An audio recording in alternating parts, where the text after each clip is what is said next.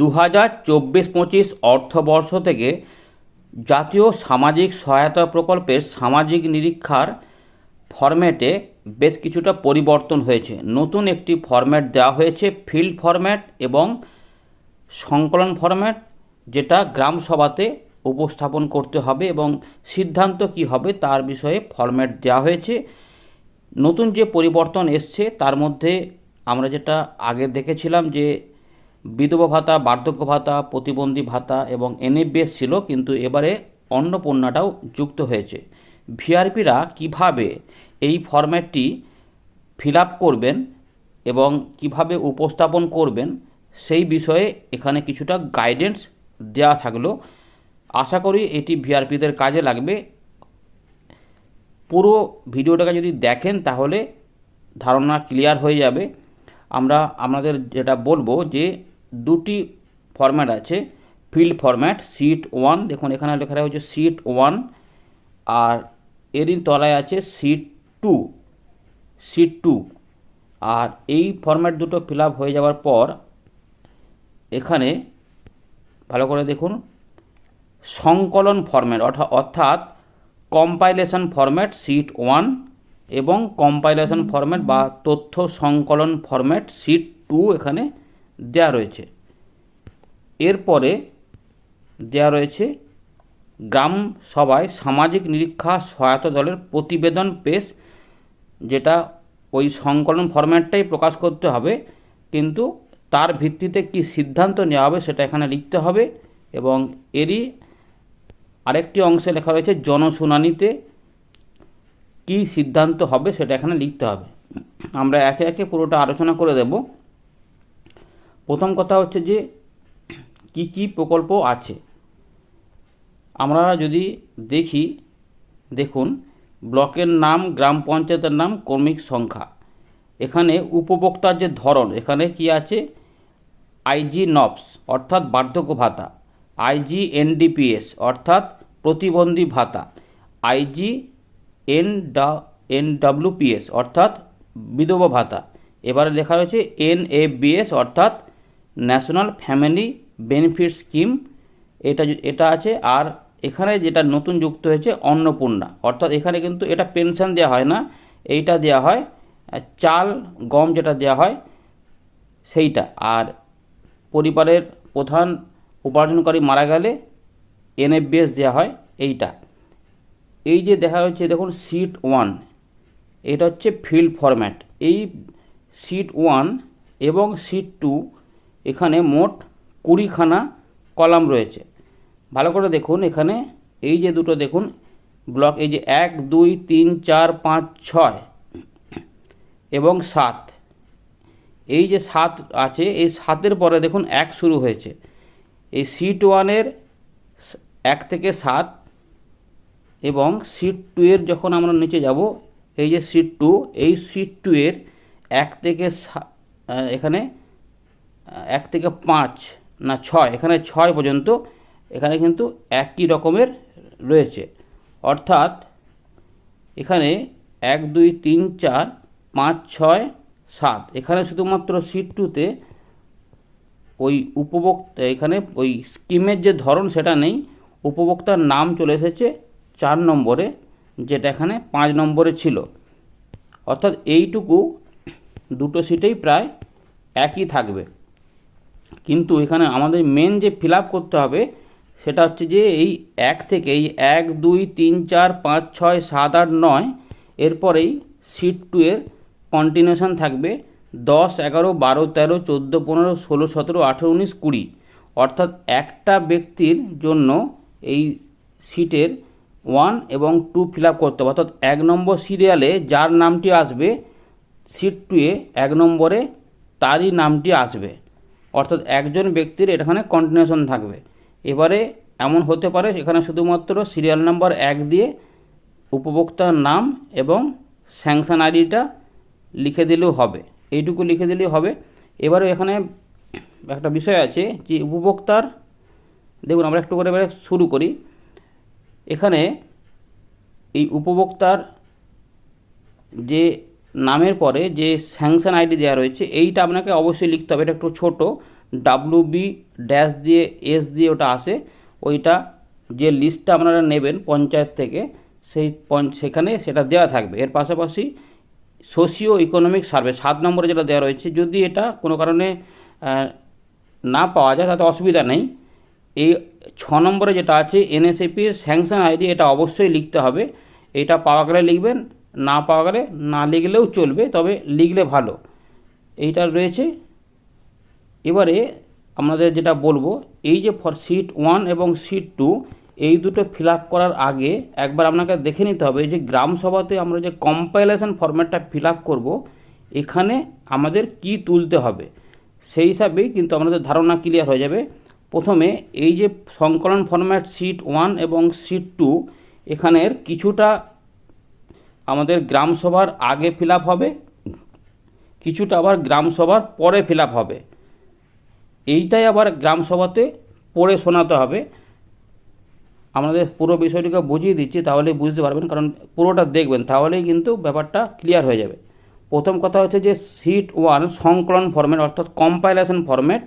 এখানে দেখুন ক্রমিক সংখ্যা, এই যে 1 লিখলেন, জেলার নাম লেখা হলো, ব্লকের নাম লেখা হলো, গ্রাম পঞ্চায়েতের নাম লেখা হলো, গ্রাম পঞ্চায়েতের এন্ট্রি মিটিংয়ের তারিখ, অর্থাৎ প্রথম যেদিন আমরা গ্রাম পঞ্চায়েতে যাচ্ছে ভিআরপিরা সেই ডেটটা এখানে লিখতে হবে। গ্রাম পঞ্চায়েতের একজন সম্পদকর্মীর নাম,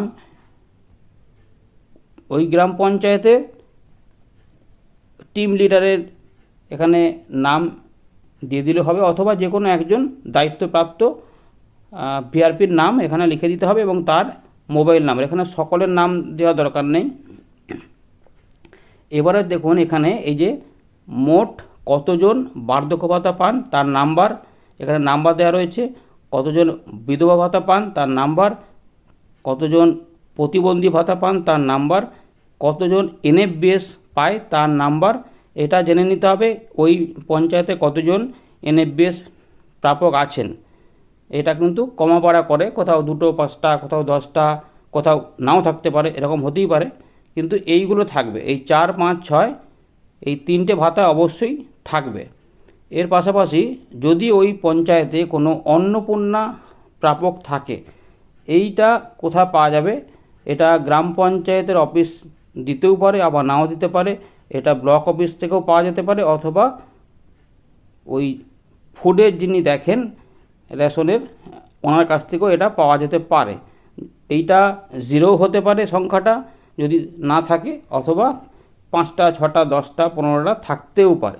সেভাবে এটাকে আপনাদের জেনে লিখতে হবে। টোটাল তাহলে হলো যে এখানে কত, এই 4, 5, 6, 7, 8 এই যে 5টা স্কিম আছে, এই 5টা স্কিমের মোট সংখ্যা দেখুন, 5টা স্কিমের মোট উপভোক্তা, তাহলে ওইগুলো আমরা সংখ্যা হিসাবে বসাবো, দিয়ে যোগ করে এই 9 নম্বরে মোট উপভোক্তা কতজন এলো। ধরা যাক আমরা ধরে নিচ্ছি যে এই উপভোক্তা এই বার্ধক্য ভাতা পায় 50টা, বিধবা ভাতা 25টা, প্রতিবন্ধী ভাতা পায় 25টা, অর্থাৎ মোট হলো 100টা। NFBS কোনো পঞ্চায়েতে আছে 5টা, অর্থাৎ 105টা হলো, এবং অন্নপূর্ণা স্কিমে দেখা গেলো যে 5টা আছে, মোট হলো 110টা। 50 + 25 + 25 + 5, 5, এই 9 নম্বরে হবে 110। এবারে দেখুন এই 9-এর সঙ্গে 13-র একটা সম্পর্ক আছে। লাস্টের দিকে দেখুন এখানে লেখা আছে 9-এ দেখুন মোট কত উপভোক্তার সংখ্যা। এই 13 নম্বরে বলা আছে যে কতজন উপভোক্তা বা তার পরিবারের সঙ্গে সম্পদকর্মী সাক্ষাৎ করেছে, অর্থাৎ কতগুলো বাড়ি বা আমরা বেনিফিশিয়ারির সঙ্গে ভিআরপিরা মিট করেছে বা সাক্ষাৎ করে এসেছে, তাদের বাড়িতে গেছিলো সেই সংখ্যার। অর্থাৎ এখানে যদি 110 বললাম 9 নম্বরে, এখানে 110 হবে। যদি দেখা যায় যে কোনো কারণে আমরা 90টি বাড়িতে গেলাম, সেক্ষেত্রে এটা এখানে 110 থাকলেও এখানে লিখতে হবে 90, হয় 110 আসবে অথবা তার থেকে কমও হতে পারে। এটা কখনোই কিন্তু এই 9-এর সংখ্যার বেশি এটা মোটেই হবে না। আর আমাদের কি কি তুলতে হবে? পেনশন প্রাপকদের মধ্যে কতজন মারা গেছেন, যদি মারা গিয়ে থাকে তাহলে তার সংখ্যাটা এখানে বসাতে হবে ফিল ফরম্যাটে যেটা পাবো। এর পাশাপাশি 11 নম্বরে পেনশন প্রাপকদের মধ্যে কতজনের টাকা বন্ধ হয়ে গেছে, যদি এরকম থাকে যে যাদের টাকা আটকে গেছে, পাচ্ছেন না, অনেকে পাচ্ছেন কিন্তু কিছু কিছু দেখা গেলো যে পাওয়া গেল যে 5টা 10টা 11টা 15টা বেশিও হতে পারে, আবার এমন হতে পারে কিছু নাও থাকতে পারে, সবাই হয়তো পাচ্ছে, কারো পেনশন বন্ধ হয়নি। যদি পাওয়া যায় সেক্ষেত্রে তার সংখ্যা দিতে হবে। মৃত সংখ্যা অবশ্যই পাওয়া যেতে পারে, কারণ প্রতি বছরই আমরা যেটা দেখি যে কেউ না কেউ এই ভাতা প্রাপকদের মধ্যে মারা যান, সুতরাং এখানে সংখ্যা হয়তো চলে আসবে। এইটা পাওয়া যেতেও পারে, আবার নাও পাওয়া যেতে পারে। পেনশন প্রাপকদের মধ্যে কতজন অযোগ্য? অযোগ্য বলতে যারা হয়তো বয়সের ক্ষেত্রে অযোগ্য হতে পারে, আবার এমন হতে পারে বিধবা ভাতা পেতেন, কিন্তু দেখা গেল তিনি বিয়ে করে সধবা হয়ে গেছেন, কিন্তু এখনও তার বিধবা ভাতা ঢুকছে, সেক্ষেত্রে সেটা যদি ধরা যায়। বা প্রতিবন্ধী নন, কিন্তু কোনো কারণে প্রতিবন্ধী ভাতা পাচ্ছিলেন, এইরকম যদি কিছু পাওয়া যায় খুঁজে, সেইটা কতজন পাওয়া গেছে তার সংখ্যাটা দিতে হবে। আর 13টা তো বলেই দিলাম, 9-এর সঙ্গে 13টা, সুতরাং এই 3টে মেন হচ্ছে আমাদের তুলে আনতে হবে।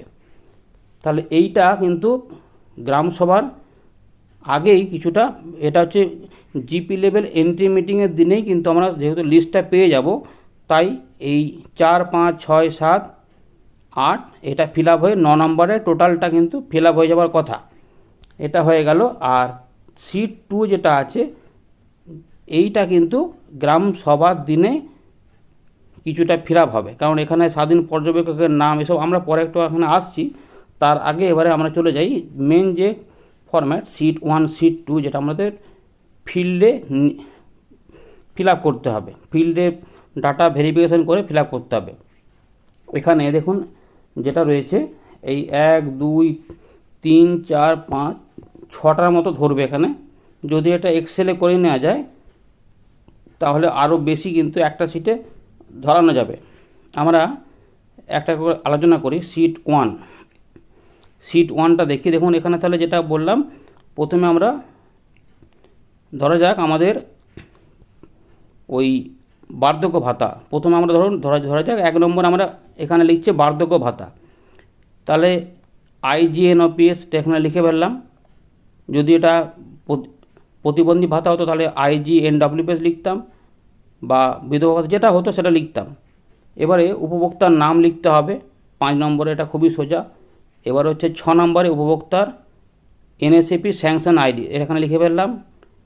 আর যদি সোশিও ইকোনমিক সার্ভে নাম্বারটা পঞ্চায়েত থেকে বা ব্লক থেকে সরবরাহ করা হয় লিস্টের সঙ্গে, যে লিস্টটা আপনারা সংগ্রহ করবেন গ্রাম পঞ্চায়েত থেকে বা ব্লক থেকে যদি দিয়ে দেয়, সেইটা যদি 2টো ID দিয়ে দেয় তাহলে 2টো ID লিখতে পারবেন, যদি না দেয় সেক্ষেত্রে এইটা অবশ্যই দেবে, এটা লিখে ফেলবেন, এটা ফাঁকা থাকবে। আর এবার হচ্ছে যে দেখুন, এবার হচ্ছে আমাদের আসল কাজ, যেটা হচ্ছে ভেরিফিকেশান। উপভোক্তার বাড়ির কি পরিদর্শন করা হয়েছে, এখানে লিখতে হবে ইয়েস। যেগুলো পরিদর্শন করবো সেগুলো অবশ্যই ইয়েস লিখতে হবে। তাহলে প্রথমে আমরা 1 নম্বরে বাড়ি চলে গেলাম, ইয়েস লিখে ফেললাম। এবারে যেই বাড়িতে চলে গেলাম আমাদের জিজ্ঞেস করতে হবে উপভোক্তা কি জীবিত আছে। বাড়ি থেকে সেই উপভোক্তা বেরিয়ে আসতে পারে, অথবা বাড়ির কেউ লোক বলবে হ্যাঁ জীবিত আছে, তাহলে সেক্ষেত্রে ইয়েস হবে। যদি বলে যে না উনি মারা গেছেন, সেক্ষেত্রে এটা নো হয়ে যাবে। এবার হচ্ছে যদি এটা ইয়েস হয়, মানে জীবিত আছেন, তাহলে এবার ব্যাপার হচ্ছে তিনি যদি সাক্ষাৎ হয় তাহলে তো বুঝে গেলেন যে হ্যাঁ উপভোক্তার খোঁজ পাওয়া গেছে। কারণ দেখুন উপভোক্তার কি খোঁজ পাওয়া গেছে, তাহলে এক্ষেত্রে ইয়েস হয়ে গেল। যদি দেখছেন যে উপভোক্তা সঙ্গে দেখা হচ্ছে না, বাড়ির লোকের সঙ্গে দেখা হয়েছে, তারা বলছে হ্যাঁ জীবিত আছে, সেক্ষেত্রে আমাদের প্রশ্ন করতে হবে যে তাহলে উনি কোথায় আছেন। হয়তো বাড়ি থেকে বলা হলো যে উনি এখন এখানে থাকছেন না, 3 মাস 4 মাস ধরে উনি মেয়ের বাড়িতে বা ছেলের বাড়িতে বা হয়তো কোনো জায়গাতে উনি থাকছেন, সেক্ষেত্রে তার মানে উনি জীবিত আছেন এবং ওনার খোঁজও পাওয়া গেছে, সেক্ষেত্রে এটাও কিন্তু ইয়েস হয়ে যাবে। আর এবারে যদি এমন দেখা যায় যে না, যে বাড়ির লোকে কিছু বলতে পারছে না আর উপভোক্তার সঙ্গে দেখা হয়ওনি, সেক্ষেত্রে কিন্তু এটা খোঁজ পাওয়া যায়নি, তখন নো হবে। কিন্তু 99% ক্ষেত্রে দেখবেন যে সবই খোঁজ পাওয়া গেছে, ইয়েস হয়ে যাবে। অর্থাৎ যেগুলো যদি কোনো ঠিকঠাক থাকে তাহলে 1 নম্বরে ইয়েস হবে, 2 নম্বরেও ইয়েস হবে, 3 নম্বরেও ইয়েস হবে। মৃত হলে তবে এটা নো হবে জীবিত ক্ষেত্রে। হয়ে গেল। এবার হচ্ছে যে 4 নম্বরে দেখুন ইয়েস আছে, নো আছে, নট অ্যাপ্লিকেবল আছে। এটা বিধবা ভাতার ক্ষেত্রে।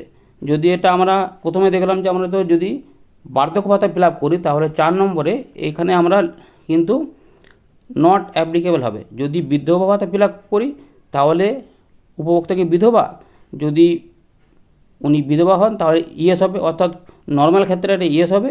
যদি দেখা যায় যে উনি বিধবা নন কিন্তু বিধবা ভাতা পাচ্ছেন, সেক্ষেত্রে এটা নো লিখতে হবে, অর্থাৎ এইটা কিন্তু একটা অযোগ্য হিসাবে গণ্য হবে। আর 5 নম্বরে দেখুন এখানেও ইয়েস নো নট অ্যাপ্লিকেবল। এখানে কী আছে, উপভোক্তাকে বিশেষভাবে সক্ষম, অর্থাৎ এটা প্রতিবন্ধী ভাতার জন্য। যদি প্রতিবন্ধী ভাতার ফিল আপ করি সেক্ষেত্রে 1, 2, 3 তো ঠিকই ফিল আপ হয়ে গেল। বিধবা ভাতা যেহেতু বলা আছে তখন এখানে নট অ্যাপ্লিকেবল হবে। এবারে যদি এইখানে কী হবে, যদি উনি সত্যিকারই প্রতিবন্ধী হন তাহলে সেটা এখানে ইয়েস হবে। যদি দেখা যায় যে না প্রতিবন্ধী নন, উনি হাঁটাচলা করছেন, দেখতে পাচ্ছেন, কথা বলছেন নর্মাল মানুষের মতো, সেক্ষেত্রে এটা নো হবে। এখানে কখন নট অ্যাপ্লিকেবল হবে, এই দুটোর ক্ষেত্রে একমাত্র হবে বার্ধক্য ভাতার ক্ষেত্রে, অন্নপূর্ণার ক্ষেত্রে, এবং যদি NFBS যখন ফিল আপ করবো তখন এটা নট অ্যাপ্লিকেবল হবে। অন্যথায় এইটা কিন্তু যেমন যেমন ক্ষেত্রে তেমন তেমন ইয়েস বা নো লিখতে হবে।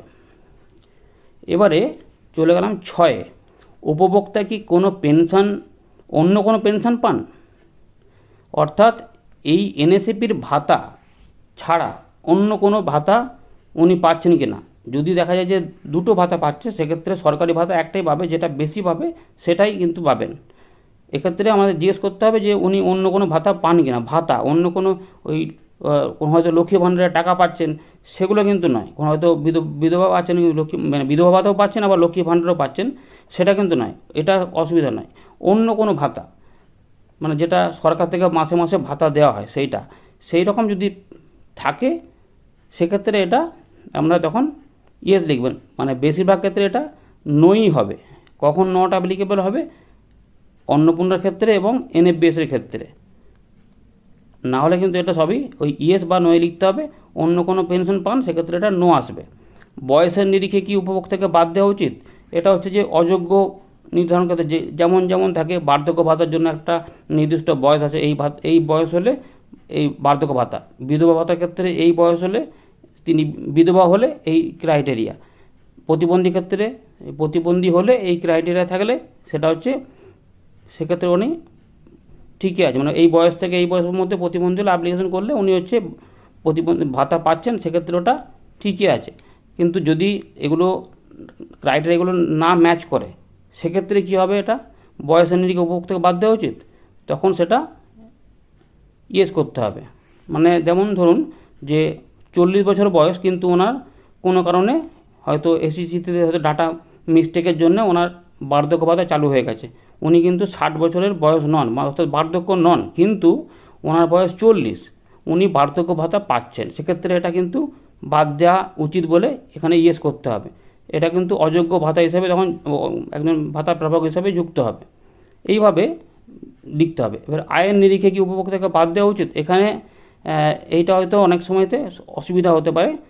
এক্ষেত্রে যেটা হবে মানে ম্যাক্সিমাম ক্ষেত্রে এটা নোই হবে, নট অ্যাপ্লিকেবল।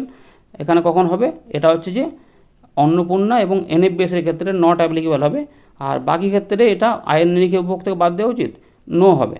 কিন্তু যদি কোনো এক্সেপশনাল থাকে সেক্ষেত্রে এটা ইয়েস করতে হতে পারে, কিন্তু বেশিরভাগ ক্ষেত্রে এটা নো হিসেবে গণ্য হবে। এবার হচ্ছে উপভোক্তা কি BPL বা SECC লেভেল 2 তালিকাভুক্ত। এইটা হচ্ছে যে আপনার যেহেতু ক্রাইটেরিয়া ফিল আপ করেই এটা এখানে তালিকাভুক্ত হয়েছে, তাই এখানে ইয়েসই আসবে। যদি দু একটি থাকে সেটা আলাদা কথা, নাহলে বেশিরভাগই কিন্তু এখানে মানে জেনারেলি এটা ইয়েস হবে। এইভাবে এগুলো ফিল আপ হবে। সুতরাং সিট 1টাতে আশা করি এই 1 থেকে 9 পর্যন্ত ফিল আপ করতে কোনো অসুবিধা হওয়ার কথা নয়। এরপরে সিট 1-এর পরে আমরা চলে যাব সিট 2, 9-এর পরে আমরা চলে যাব 10 থেকে 20। এখানে দেখুন অনিয়ম আছে, অনিয়ম এই 10, 11, 12, 13, এই যে দেখুন 10, 11, 12, 13 অনিয়ম। এখানে আমরা একটু প্রথম থেকে দেখে নিই, 1, 2, 3, 4, 5, ওই একদম প্রথমের পাতাতে যেমন ছিল সিট 1-এ এখানে তাই রয়েছে, শুধুমাত্র এখানে ওই কী ভাতা পাচ্ছে লেখা নেই, অর্থাৎ ওখানে যে 1 নম্বর থাকবে তারই কিন্তু এইটা 10 থেকে কন্টিনিউশন হচ্ছে ওইটারই। সুতরাং ওই নামটা এবং স্যাংশন আইডিটা লিখে দিলে এবং 1 নম্বর সিরিয়াল ওখানে যদি 1 থাকে তাহলে সিরিয়াল নাম্বার এখানে ক্রমিক সংখ্যা 1 দিয়ে দিলেই ব্যাপারটা কিন্তু বোঝা যাবে যে দুটো পাতা একজন ব্যক্তিরই কিন্তু ওখানে কন্টিনিউশনটা বোঝা যাবে। এবারে ওই ব্যক্তির যেটা আমরা ওখানে 1 নম্বরে ছিল এখানে 1 নম্বরে লিখলাম, এইখানে হচ্ছে স্যাংশন অর্ডার পেতে কি কোনো ঘুষ দিতে হয়েছে। এখানে যদি কোনো ঘুষ দিতে হয় তবে এটা ইয়েস হবে, যদি এটা ম্যাক্সিমাম ক্ষেত্রেই নো হবে। কিন্তু যদি কোনো এক্সেপশনাল পাওয়া যায় সেক্ষেত্রে এইখানে এই যে 10, 11, 12, 13 এগুলোর ক্ষেত্রে নো হবে। যদি কিছু খুঁজে পাওয়া যায়, যদি এখানে ইয়েস হয় যে স্যাংশন অর্ডার পেতে যদি ইয়েস হয়, তাহলে কিন্তু কত টাকা ঘুষ দিতে হয়েছে সেই ঘুষের অ্যামাউন্ট টাকাটা কিন্তু ইয়েসের সঙ্গে নিচে লিখে দিতে হবে। এইটা যোগ করে আবার সেইগুলোকে কিন্তু রিকভারি করতে হবে, কত টাকা রিকভারির যোগ্য এবং কত টাকা রিকভারি করতে হবে সেটা শেষের দিকে আছে, সেটা দেখিয়ে দেবো। যদি এখানে ইয়েস হয় সেক্ষেত্রে টাকা কত টাকা নেওয়া হয়েছে সেটা লিখতে হবে। পেনশনের টাকা পেতে কি কোনো ঘুষ দিতে হয়েছে, যদি ইয়েস হয় তাহলে কিন্তু ওই অ্যামাউন্টের টাকাটা লিখতে হবে, কত টাকা ঘুষ দিতে হয়েছে, কাকে দিতে হয়েছে সেগুলো কিন্তু জেনে রাখতে হবে, কারণ যাকে দিয়েছে তার কাছ থেকে উদ্ধার করতে হবে। শুধু ওই অ্যামাউন্টটা লিখলে হবে না, অ্যামাউন্টের সঙ্গে কাকে দেওয়া হয়েছে সেটাও কিন্তু এখানে লিখতে হবে। কেউ কি পেনশন খাত থেকে টাকা তুলে নিয়েছে, যদি তুলে নেয় এরকম যদি খবর পাওয়া যায় উনি বলেন কে তুলে নিয়েছে প্রমাণ দিতে পারে, কারণ অ্যাকাউন্টে কিন্তু টাকাটা ঢোকে, অন্য কোনো জায়গাতে টাকা ঢোকে না। যদি কেউ তুলে নেয় সেক্ষেত্রে কেউ হয়তো ভুল বুঝিয়ে কোনোভাবে যদি এরকম বলে সেক্ষেত্রে তবে এটা আসবে, নাহলে কিন্তু এখানে মোটেই আসবার কথা নয়, ঠিক আছে, কারণ অ্যাকাউন্টে টাকাটা ঢোকে, সেক্ষেত্রে এটা নো হবে। যদি পাওয়া যায় তবে ইয়েস হবে এবং তার অ্যামাউন্টও লিখতে হবে। উপভোক্তা কি পেনশনের প্রাপ্য টাকা থেকে কম টাকা তুলতে পেরেছে, ওই একই রকমভাবে সবই অ্যাকাউন্টে ঢুকবে, কিন্তু যদি কোনো কারণে তার সঙ্গে কোনো রকমভাবে কারচুপি করা হয়, সেটা যেখানে জমা পড়েছে সেখান থেকে হয়তো ভুল বুঝিয়ে হয়তো 1000 টাকা পাওয়ার কথা সেখান থেকে টাকা তুলে 800 টাকা কেউ হয়তো দিয়ে দিল, 200 টাকা টাকা দিল না, সে হয়তো দেখলো আমাকে প্রতিবারে দেখা যাচ্ছে আমাকে 800 টাকা করে দিচ্ছে, এরকম যদি কিছু থাকা যায়। উপভোক্তা কি পেনশনের প্রাপ্য টাকা থেকে কম টাকা তুলতে পেরেছে, সে জানে 1000 টাকা ঢুকেছে, সে ব্যাংক থেকে তুলতে গেলে টাকা দিয়ে দিল যে না তোমার অ্যাকাউন্টে আবার আপনার অ্যাকাউন্টে 800 টাকা ঢুকেছে, 800 টাকা দিল, কিন্তু তার 200 টাকা সে পেলো না, কিন্তু তার অ্যাকাউন্ট থেকে দেখা গেলো যে ব্যাংকের বই আপডেট করে যে 1000 টাকায় উঠে গেছে। এই রকম যদি কিছু পাওয়া যায়, প্রমাণ করা যায়, সেক্ষেত্রে সেই কত টাকা করে অ্যামাউন্ট এখানে সে কম টাকা তুলেছে তাহলে সেটা লিখতে হবে, তার সঙ্গে সঙ্গে কে এর সঙ্গে যুক্ত আছে সেটাও কিন্তু দিতে হবে, তবে এই টাকাটা রিকভারি অ্যামাউন্ট হিসাবে আসবে এবং সেটা রিকভারি করা যেতে পারে। সুতরাং বেশিরভাগ ক্ষেত্রেই দেখুন এরকম পাবেন না, সেক্ষেত্রে হয়তো নো লিখতে হবে। আর কখন হবে নট অ্যাপ্লিকেবল, অন্নপূর্ণার ক্ষেত্রে এবং এনএফবিএসের ক্ষেত্রে এটা নট অ্যাপ্লিকেবল হবে। আর এবার কি আছে সিট 2তে, উপভোক্তার আগের অভিযোগের কি ব্যবস্থা নেওয়া হয়েছে। উপভোক্তার আগের অভিযোগ অর্থাৎ কোনো উপভোক্তা যদি অভিযোগ করে থাকে যে আমি তার কোনো অভিযোগ আছে, সেটা যদি তিনি বলেন সেইটার কোনো যদি ব্যবস্থা নেওয়া হয়ে থাকে তবে এখানে ইয়েস লিখবেন। যদি দেখা যায় অভিযোগ করেছে কিন্তু তিনি বলছেন আমার এখনও ব্যবস্থা নেওয়া হয়নি, সেক্ষেত্রে নো আসবে। সুতরাং এই 14 এবং 15 দুটো কিন্তু একসঙ্গে লিঙ্ক করানো হয়েছে। যদি এইখানে আগে কোনো অভিযোগ করে থাকে এবং সেই অভিযোগে যদি ব্যবস্থা নেওয়া হয়ে থাকে তাহলে ইয়েস হলো, সেক্ষেত্রে 15তে দেখুন উপভোক্তার আগের অভিযোগটি কি ভুলভাবে বাতিল করা হয়েছে, তাহলে সেক্ষেত্রে কিন্তু যেহেতু ব্যবস্থা নেওয়া হয়ে গেল বললাম, সেক্ষেত্রে এটা নট অ্যাপ্লিকেবল হয়ে যাবে। কিন্তু যদি এখানে দেখা যায় উপভোক্তা অভিযোগ করেছে কিন্তু সেই অভিযোগের কোনো ব্যবস্থা নেওয়া হয়নি, সেক্ষেত্রে নো হবে।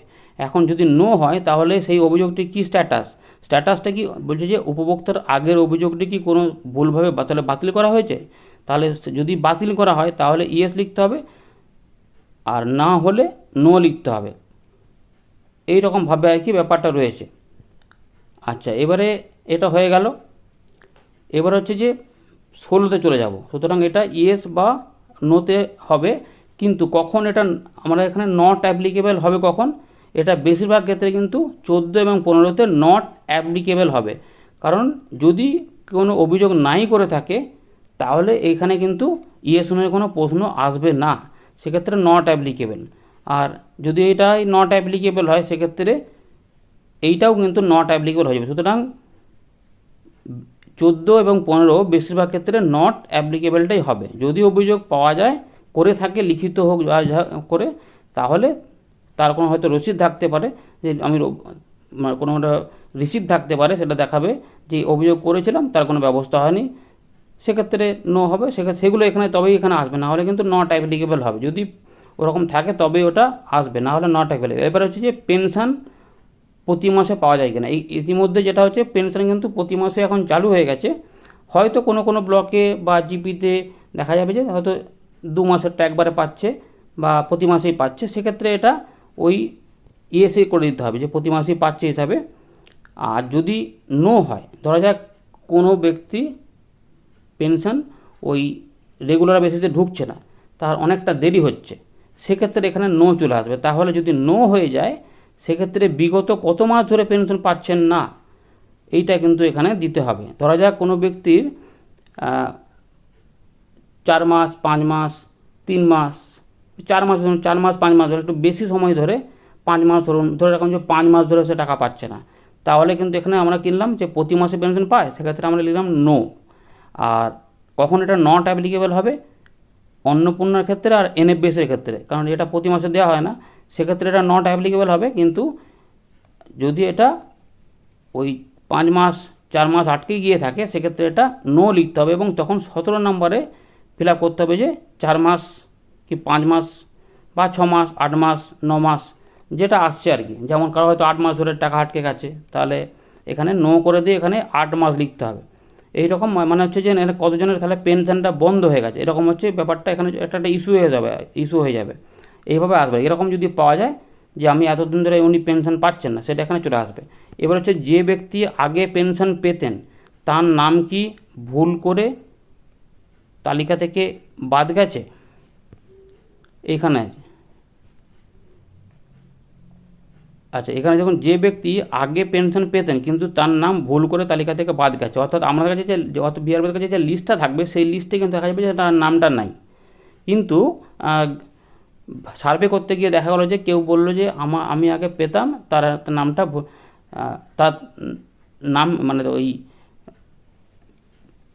ওদের আইডি নাম্বারও আছে এবং সে টাকা পেতেও তার প্রমাণও দিচ্ছে, তার ব্যাংকের বইয়েতেও টাকা ঢুকছে। এরকম যদি কিছু কেউ অভিযোগ করে সেক্ষেত্রে সেইটা তুলে আনা যেতে পারে। এরকম যদি পাওয়া থাকে তবেই এটা ফিল আপ হবে, না হলে এটা কিন্তু অন্য নর্মাল ক্ষেত্রে এটা কিন্তু নট অ্যাপ্লিকেবল হয়ে যাবে। যে ব্যক্তি আগে পেনশন পেতেন কিন্তু তার নাম ভুল করে তালিকা থেকে বাদ গেছে, এই রকম যদি, তাহলে যদি সেরকম থাকে তার নাম লিখে তাহলে ইয়েস করতে হবে। আর না হলে কিন্তু এখানে যে ব্যক্তি আগে পেনশন পেতেন, অর্থাৎ আগে পেনশন পেতেন, সুতরাং এখানে নট অ্যাপ্লিকেবলটাই হবে আর কি, যেটা দেখা যাচ্ছে। এখানে নোয়ের গল্পটা আসছেন না। আর বা এখানে যদি নো করে দেওয়া যেতে পারে যে আগে পেনশন পেতেন কিন্তু তার নাম ভুল করে তালিকা থেকে বাদ গেছে। এইখানে কিন্তু আমরা যেটা দেখতে পাচ্ছি যে এখানে নর্মাল ক্ষেত্রে এটা তো তার প্রসঙ্গ আসছে না, যেহেতু সে নর্মাল পাচ্ছে, তার তালিকা থেকে বাদ গেছে, এটা মোটেই কিন্তু আসছে না। সুতরাং এখানে নট অ্যাভেলেবল করলেও অসুবিধা নেই। উপভোক্তা জানেন যে কখন কত পেনশন তার প্রাপ্য, অর্থাৎ যার পেনশন অ্যামাউন্টটা পায় সেটা সবাই জানে, সেক্ষেত্রে এটা ইয়েসি চলে আসবে। এবার হচ্ছে যে পেনশন সভা বা দিবস কি গ্রামে পালন করা হয়, পেনশন সভা বা দিবস পালন করা হয় কিনা, এটা কিন্তু আমরা যেটুকু জানতে পেরেছি যে এখানে কিন্তু মানে কোনো জায়গাতেই এরকমভাবে কোনো পেনশন দিবস পালন করা হয় না, সেক্ষেত্রে এটা নো হবে। তাও একবার পঞ্চায়েত থেকে বা ব্লক থেকে জেনে নিতে হবে এরকম কিছু পালন করা হয় কিনা, তবে যেটুকু আছে যে নোই হবে। সুতরাং ফরম্যাট শিট 1 এবং শিট 2 কিন্তু এখানে ফিল আপ হয়ে গেল। ফিল ফরম্যাট অর্থাৎ প্রত্যেকটা উপভোক্তার জন্য এগুলো ফিল আপ হবে, যেমন যেমন ক্ষেত্রে হবে, কোথাও ইয়েস হবে, কোথাও নো হবে, কোথাও নট অ্যাপ্লিকেবল হবে। এইভাবে ফিল আপ হয়ে যাওয়ার পরে আমরা যেটা এখানে ছিলাম, যেটা প্রথমে আলোচনা করছিলাম শিট 1, তো এখানে আমরা ওই প্রত্যেকটা ভাতার যা হলো লিখে দিলাম। এরপরে দেখুন ওই যে আমরা এতদিন ধরে যেটা আমরা এক্ষুনি দেখলাম যে পেনশন প্রাপকদের মধ্যে কতজন মারা গেছে। সুতরাং যেগুলো জীবিত পেলাম না, যেগুলো জীবিত নয় এলো সেগুলো হচ্ছে এখানে মৃত তালিকা হিসাবে তার সংখ্যাটা এখানে বসে যাবে। এই যে মৃত তালিকার সংখ্যাটা এখানে ধরা যাক যে গ্রাম পঞ্চায়েতে আমরা 15টা পেলাম, 15টা জীবিত নয় পেলাম, তাহলে এই যে 15টা হয়ে গেল, ওই 15 জনের তালিকা কিন্তু আলাদা করে আবার একটা সিটে আমাদের তৈরি করে নিতে হবে, যাতে এটা জেলাতে জমা দেওয়া যায়, যাতে অ্যাকশন নেওয়ার জন্য সেটা কিন্তু করে দিতে হবে। সুতরাং বেছে নিতে হবে যে এখানে যতজন নাম্বারটা এলো, এর পাশাপাশি পেনশন প্রাপকদের মধ্যে কতজন পেনশনের বন্ধ হয়ে গেছে, অর্থাৎ যেগুলো হয়তো 3 মাস 4 মাস 5 মাস, 3 মাস নয় 4 মাস 5 মাস 6 মাস 8 মাস 10 মাস ধরে আটকে পড়ে আছে, অথচ লিস্টে বিআরবিদের নাম আছে, সেগুলো যতগুলো হলো সেই সংখ্যাটা এখানে লিখতে হবে। দেখা গেল যে 2 জন বা 3 জন পাওয়া গেল, সেক্ষেত্রে এখানে 3 লিখতে হবে, আর এখানে 15 লিখলাম। এক্ষেত্রে তারপর হচ্ছে যে অযোগ্য 12 নম্বরে আমরা যেগুলো ফিল ফরম্যাটটা দেখলাম যে কিছু কিছু যদি অযোগ্য পাওয়া যায়, বার্ধক্য নয় কিন্তু যে বার্ধক্য ভাতা পাচ্ছেন, মানে 40 বছর বয়স বা 45 বছর বয়স কিন্তু 60 বছর হয়নি, বার্ধক্য ভাতা পাচ্ছেন, সেটা অযোগ্য হয়ে গেল, সেরকম একটা। বা দেখা গেলো যে একদম প্রতিবন্ধী নয়, একদম নর্মাল আছে, তাকেও প্রতিবন্ধী ভাতা দেওয়া হচ্ছে, সেরকম যদি পাওয়া যায় সেটা হয়তো দুটো হলো। আর হয়তো বার্ধক্য ভাতা 3টে পেলেন, এরকম অযোগ্য, তাহলে 2 3 5 হয়ে গেল। বিধবা ভাতা দেখালো সবাই বিধবা আছে, নর্মাল কিছু কোনো অভিযোগ হয়তো নেই, সেক্ষেত্রে 0 হলো, সেক্ষেত্রে মোট হচ্ছে ওই 5 আর 2 যেটা 7 বা যেটা যেটা বেরোলো যেমন যেমন বেরোবে, এটা হয়ে গেল এখানে। কতজন উপভোক্তা বা তার পরিবারের সঙ্গে সম্পদকর্মী সাক্ষাৎ করেছেন, এটা বললাম যে এটা এখানে যে 9 যেটা হবে, টোটাল 110 বলেছিলাম, আর এখানে আমরা 110ই হয়তো হবে, যদি কোনো কারণে আমরা পুরোটা যেতে পারলাম না, সেখানে যতটা বাকি থাকলো সেই বাকি দেখে বাকিটা এখানে দিয়ে দিতে হবে। যতজনের বাড়িতে গেলাম ততটা আমাদের ফিল আপ করে দিতে হবে, আর কোন কোনগুলো ফিল আপ গেলাম না সেটাও কিন্তু লিখে দিতে হবে, কিন্তু টোটালটাই ফিল আপ হবে। আর এবারে চলে আসি শিট 2টা ফরম্যাট। শিট 1টা তো আমাদের কম্পাইলেশন ফরম্যাট আগে ফিল আপ হয়ে গেছিলো। শিট 2 যেটা রয়েছে, এইটা যদি আমরা দেখি যে এখানে কি হবে, দেখুন এই যে ব্লকের নাম, গ্রাম পঞ্চায়েতের নাম লিখলাম, স্বাধীন পর্যবেক্ষকের নাম, অর্থাৎ প্রত্যেকটা স্বাধীন পর্যবেক্ষককে কিন্তু যেতে হবে, তবে এবং তার পদের স্বাধীন পর্যবেক্ষক পদ, অর্থাৎ সে কী পদে রয়েছে, সেটা এক্সটেনশন অফিসারও হতে পারে, অথবা কোনো যদি গ্রাম পঞ্চায়েতের কোনো কর্মী গিয়ে থাকে নিরপেক্ষভাবে সেটাও হতে পারে, যেমন যেমন দেবে, কোথাও হয়তো হলো এক্সিকিউটিভ অফিসার হলো, কোনো হয়তো ব্লক লেভেলে কোনো আধিকারিক হলো, যে সে যে পদে থাকবে তার পদে দিতে হবে এবং তার নাম লিখতে হবে। এইটা হচ্ছে ব্যাপার, অর্থাৎ স্বাধীন পর্যবেক্ষক কিন্তু আমাদের যেটা ইনশোর করতে হবে যেন অবশ্যই আসেন, সেটা দেখে নিতে হবে কে কোথা থেকে আসবে, সেটা জেনে নিয়ে তাকে দরকার ফোন করে দিতে হবে বা পঞ্চায়েতকে দিয়ে বলাতে হবে যে উনি যেন আসছেন কিনা, সেটা একবার অবশ্যই মনে করে দিতে যে ইনি এখান থেকে ওখানে যাবেন, এটা কিন্তু, বা উনি আসছেন কিনা সেটা যেন একটু কনফার্ম হয়, অর্থাৎ স্বাধীন পর্যবেক্ষকের উপস্থিতি কিন্তু নিশ্চিত করতে হবে, এটা দায়িত্ব নিয়ে করতে হবে। এর পাশাপাশি এবার দেখুন কি আছে, গ্রামসভার নিরীক্ষার, সামাজিক নিরীক্ষার গ্রামসভার তারিখ, এটা যেদিনে গ্রামসভা হবে সেদিনে তারিখটা লিখতে হবে। গ্রামসভা মিটিংয়ে উপস্থিত সংখ্যা, অর্থাৎ গ্রামসভাতে শেষের দিকে একদম টোটাল কত সংখ্যা উপস্থিত হলো সেটা উপস্থিতি যে থাকবে ওইখানে দেখে লিখে নিতে হবে। 3টি ছবি কি নেওয়া হয়েছে, 3টে ছবি কি কি হতে পারে, এখানে ইয়েস লিখতে হবে। GP11 এন্ট্রি মিটিংয়ে একটা ছবি তুললেন, ফিল্ড ভিজিটের একটা ছবি হলো, গ্রাম সভার একটা ছবি হলো, এরকম অন্তত 3টে ছবি, বেশি ছবি হলে অসুবিধা নেই, কিন্তু 3টে ছবি যেটা ল্যাটিটিউড লংগিটিউড অন করে ছবি তুলে নিতে হবে, তাহলে কিন্তু এটা পরিষ্কারভাবে, যেগুলো হয়তো পরবর্তী ক্ষেত্রে হয়তো চাওয়া হতে পারে ভিআরপিদের কাছ থেকে, সেই রকম 3টে ছবি মিনিমাম অবশ্যই তুলে নিতে হবে। হয়তো ফিল্ডের 2 3টে তোলা হলো, GP11 এন্ট্রি মিটিং একটা হলো, গ্রাম সভা 2টো হলো, এরকম 3 4টে ছবি, বা পাবলিক এখানে একটা ছবি হলো, মোটামুটি 3টে ছবি যেন এখানে তোলা হয়, সেরকমভাবে অন্তত এখানে ইয়েস হবে, সবসময়তেই ছবিটা তুলে রাখতে হবে। আর তারপরে কী আছে যে জাতীয় সামাজিক সহায়তা প্রকল্পের বিষয়ে গ্রামের মানুষ কতটা জানেন, এটা গুড না পুয়ার, অর্থাৎ বেশিরভাগই জানে, সেক্ষেত্রে গুডই হবে বেশিরভাগ ক্ষেত্রে। যদি মানে এটা ওভারঅল, কিন্তু ওভারঅল 2-1জন বললো যে জানি না, সেটা মানে পুয়ার নয় কিন্তু, অর্থাৎ অনেকেই জানে যে বার্ধক্য ভাতা, বিধবা ভাতা, প্রতিবন্ধী ভাতা এগুলো সবই জানেন, এই আছে ব্যাপার। আচ্ছা, এবারে হয়তো উপভোক্তা শনাক্ত করার ক্ষেত্রে কি স্বনির্ভর গোষ্ঠীর সাহায্য নেওয়া হয়, এইগুলো কখন হবে, এইগুলো কিন্তু আমাদের GP11 এন্ট্রি মিটিং যখন হবে, এইগুলো পঞ্চায়েতের কাছ থেকে জেনে নিতে হবে এবং কিছুটা ফিল্ড থেকে অভিজ্ঞতা করে লিখতে হবে। এই যে এইটা 20 নম্বরটা, উপভোক্তা শনাক্ত করার ক্ষেত্রের জন্য কি স্বনির্ভর গোষ্ঠীর সাহায্য নেওয়া হয়, এটা ইয়েস না নো, যেটা হবে, যেটা পঞ্চায়েত বলবে সেখান থেকে লিখতে হবে, বা ব্লক থেকে যদি জানা যায় যেটা হবে সেটা লিখতে হবে, ইয়েস বা নো। উপভোক্তা শনাক্ত করার জন্য গ্রাম পঞ্চায়েত কি সক্রিয় ভূমিকা নেয়, এটাও কিন্তু দেখতে হবে, যেটা বলবে সেটা লিখতে হবে, হয়তো এটা ইয়েসই হয়তো হবে। আবেদনকারীর আবেদন পেলে কি তাকে রসিদ দেওয়া হয়, গ্রাম পঞ্চায়েতকে জিজ্ঞেস করতে হবে যে যদি কোনো আবেদনকারী বার্ধক্য ভাতা, বিধবা ভাতা বা প্রতিবন্ধী ভাতার জন্য হয়তো, বা হয়তো NFBS-এর জন্য আবেদন করলো, সেক্ষেত্রে তাকে কি রসিদ দেওয়া হয়, মানে বা নাকি এমনি ফিরিয়ে দেওয়া হয়, সেক্ষেত্রে মানে আবেদন করলে তো আমি যে আবেদন করলাম, পরে যদি বললাম আমি যে আবেদন করেছি তার প্রমাণ কোথায়, সেই রকমভাবে কোনো রসিদ দেওয়া হয় কি না, ইয়েস নো লিখতে হবে। আবেদনকারীর আবেদনের কি লিখিত উত্তর দেওয়া হয়, এটা লিখতে হবে, যে আবেদনকারীর আবেদনের কি, যে আবেদন যেটা করা হলো সেটা হয়তো রসিদ দেওয়া হলো, এবারে তাকে আবেদনটা তো পেলো, তাহলে তাকে কি কীভাবে জানানো হবে, সেটা কি লিখিতভাবে জানানো হয় নাকি অন্যভাবে জানানো হয়, সেক্ষেত্রে লিখিতভাবে হলে তবে এটা ইয়েস হবে, না হলে নো লিখতে হবে। এবার হচ্ছে 24 নম্বরে দেখুন, উপভোক্তার তালিকা কি ওয়েবসাইটে বা জনগণের অবগতির জন্য প্রকাশ করা হয়? এইটা হচ্ছে তালিকাটা প্রকাশ করা হয়, ওয়েবসাইটে তো পাওয়া যেতেই পারে, সেরকমভাবে ওয়েবসাইটে এমনি চালু আছে। তো এটা একবার জেনে নেবেন পঞ্চায়েতের থেকে কি বলছে। সেক্ষেত্রে হয়তো এটা ইএসি হবে বেশিরভাগ ক্ষেত্রে, 99% ক্ষেত্রে হয়তো ইএসি হয়তো হবে। তবুও যদি কিছু নো হওয়ার সম্ভাবনা থাকে সেটা পঞ্চায়েত থেকে জেনে নিতে হবে।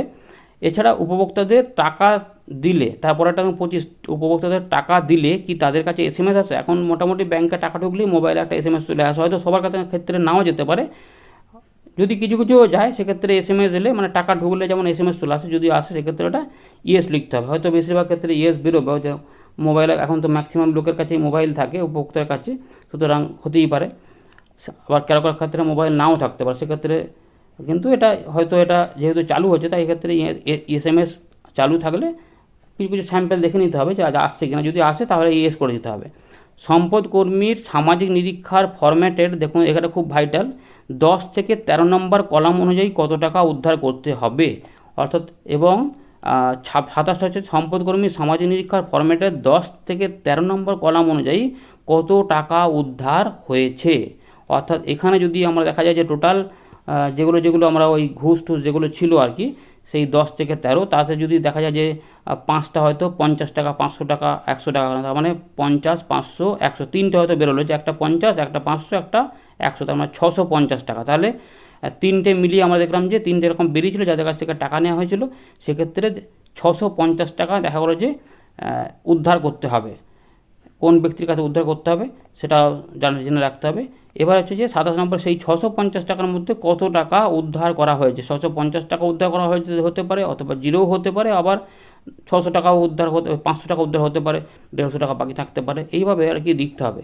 এই যে 10 থেকে 13 নম্বর কোথায় পাওয়া যাবে দেখুন, C2, এটা তো আমাদের কম্পাইলেশন সিট, এই যে C2 দেখুন, C2 এর এই যে C2 মানে প্রথম যেটা, এই যে C2, এই যে 10, 11, 12, এই যে 10, 11, 12, 13, চারটে স্যাংশন অর্ডার পেতে কি ঘুষ দেওয়া হয়েছে, পেনশনের টাকা পেতে কি ঘুষ দেওয়া হয়েছে, কেউ কি পেনশন খাত থেকে টাকা তুলে নেওয়া হয়েছে, বা উপভোক্তা কি পেনশনের প্রাপ্য টাকা থেকে কম টাকা তুলতে পেরেছেন, এইগুলো যদি কিছু আসে, সেই টাকাটা যদি ইয়েস হয় তাহলে যেখানে টাকাগুলো লিখতে হবে। ধরো একজনের ক্ষেত্রে এটা হলো, কারোর ক্ষেত্রে এটা হলো, যেমন যেমন ক্ষেত্রে আসবে টাকাগুলো টোটাল এলে সেই টাকাগুলো কিন্তু এখানে লিখতে হবে। সেইগুলো যতগুলো ইয়েস হবে ততগুলো ইয়েস হবে, এইগুলোকে যোগ করে যত টাকা হবে সেগুলো হচ্ছে ওখানে যাবে। এইভাবে কিন্তু ব্যাপারটা রয়েছে, আশা করি পুরোটাই বোঝা গেছে। তাহলে এখানে সিট 1, সিট 2 হচ্ছে 1 থেকে 20 পর্যন্ত আছে, যে এখানে ফিল্ড ফরম্যাট, আর সিট 1, সিট 2 হচ্ছে কম্পাইলেশন ফরম্যাট, যেগুলো এখানে ফিল আপ করতে হবে। কিছু কিছু গ্রাম পঞ্চায়েতে থেকেই ফিল আপ করতে হবে GP11 এন্ট্রি মিটিংয়ের দিনে, আর কিছু কিছু গ্রাম পঞ্চায়েত আমাদের ওই গ্রাম সভার দিনে ফিল আপ করতে হবে। আর এবারে এইগুলো হচ্ছে ফিল আপ হয়ে যাওয়ার পরে গ্রাম সভার দিনে এই ফর্মেট, এই সিট 1 আর সিট 2 কম্পাইলেশন, এই দুটোকে এখানে পড়ে শোনাতে হবে। তারপরে কি কি সিদ্ধান্ত নেওয়া হবে, এটা সিদ্ধান্ত হবে এইগুলোর ওপরে, এই যে এইটার ওপরে সিট 2 এ যেগুলো আছে এখানে, যে এখানে সিট 2 না সিট 1 দেখুন, এই যে কতজন প্রাপক মারা গেল, পেনশন প্রাপকদের মধ্যে কতজনের বন্ধ হয়ে গেছে, কতজনের অযোগ্য, এই যে তিনটে আছে। এইখানে যে ইস্যুগুলো এলো, যদি কিছু ইস্যু থাকে সংখ্যাটা থাকবে, যদি ধরা যাক যে কিছু এলো না, শুধুমাত্র মৃতটা এলো, তাহলে এই 10 জন যদি বা 15 জন, 20 জন যদি মারা যান, তাহলে সেই মৃত ব্যক্তিগুলোর কি ব্যবস্থা হবে সেটা কিন্তু এখানে লিখতে হবে। এই যে গ্রাম সভায় নেওয়া সিদ্ধান্তে লিখতে হবে সেইটা, এরকম কিছু থাকে। আর অন্যান্য যদি কিছু থাকে সেগুলো এখানে যদি উঠে আসে, সেগুলো এখান থেকে সেই ভিত্তিতে এখানে কিন্তু নিয়ে করতে হবে, সেখানে এগুলো এখানে সিদ্ধান্ত নিতে হবে। যেমন যেমন ইস্যু থাকবে সেই ইস্যুর ভিত্তিতে ওখানে লিখতে হবে, যেগুলো সিদ্ধান্ত নেওয়া যেতে পারে সেগুলো সিদ্ধান্ত নিয়ে লিখতে হবে। এবার যেই সিদ্ধান্তটা এখানে নেওয়া হলো সেইটাই জনশুনানির দিনে ওইটা আবার একটু পড়ে শোনাতে হবে, এবং সেখানে গ্রাম সভাতে কী সিদ্ধান্ত হয়েছিল সেইটার ওপরে, ওইটার উপরেই কি সিলমোহর দেওয়া হবে নাকি জনশুনানিতে, সেটা এখানে লিখতে হবে। এবারে আমাদের এখানে দেখুন, গ্রাম সভার সভাপতি সভাপতি যেভাবে নির্বাচন যেভাবে হয় সেভাবে সভাপতির নির্বাচন হবে, এবং সেখানে লিখতে হবে, এবং স্বাধীন পর্যবেক্ষককে স্বাক্ষর করতে হবে। স্বাধীন পর্যবেক্ষক এখানে সিদ্ধান্তটা যেটা হবে সেটা এখানে লিখে দেবেন, এইটা হচ্ছে থাকবে। আর এখানে স্বাধীন পর্যবেক্ষক তার সই করে দেবে তারিখ দিয়ে, তার সঙ্গে পদটাও এখানে উল্লেখ করবে। এটা হয়ে গেল জনশুনানির দিনে। এই যদি জনশুনানির যে সভাপতি যাবেন, আর যদি প্যানেলিস্ট থাকে তাহলে প্যানেলিস্টদের স্বাক্ষর হবে, না হলে এটা থাকবে না, কিন্তু এইটা অবশ্যই থাকবে। আর সিদ্ধান্ত যেটা হবে এইভাবে কিন্তু পুরো ব্যাপারটা রয়েছে। আর গ্রাম সভাতে কিন্তু একটা ফ্লেক্স থাকবে, এটা ওপেন প্লেসে হয়, সেটাও দেখতে হবে কখন হবে, আগে থেকে জেনে নিতে হবে। ওই জিপিএল ভ্যালেন্টি মিটিংয়ের দিনেই জেনে নিতে হবে। যদি কোনো কারণে সেদিনে সিদ্ধান্ত না হয় তাহলে তার গ্রামসভার আগে জেনে নিতে হবে যে কোথায় গ্রামসভা হবে, আর সেটাও গ্রামবাসীকে জানিয়ে দিতে হবে ফিল করার সময় যে কোথায় গ্রামসভা হবে, কোথায় আসতে হবে, কটার সময় হবে, সেগুলো কিন্তু হবে। একটা ফ্লেক্সও থাকবে গ্রামসভার। এরকমভাবে ব্যাপারটা রয়েছে, পুরো বিষয়টিকে আলোচনা করে দিলাম। আশা করি এটা কাজে লাগবে। আর ভিআরপিটা কোথায় সাইন করবে, না এই যে দেখুন C2, এই যে সংকলন ফরম্যাটে এইখানে কিন্তু সমস্ত ভিআরপিটা সই করে দেবে। আর একটা হতে পারে এইখানে দেখুন জনশুনানি এবং গ্রামসভা যেটা আছে, এখানে যদি সই করার জায়গা নেই ভিআরপিদের, কিন্তু যদি কোনো জায়গা না থাকে এইটার পিছন পাতাতে ভিআরপিরা সই করে দিলেও হবে। তাহলে বোঝা যাবে যে কোন কোন ভিআরপিরা এখানে উপস্থিত ছিলেন। ধন্যবাদ।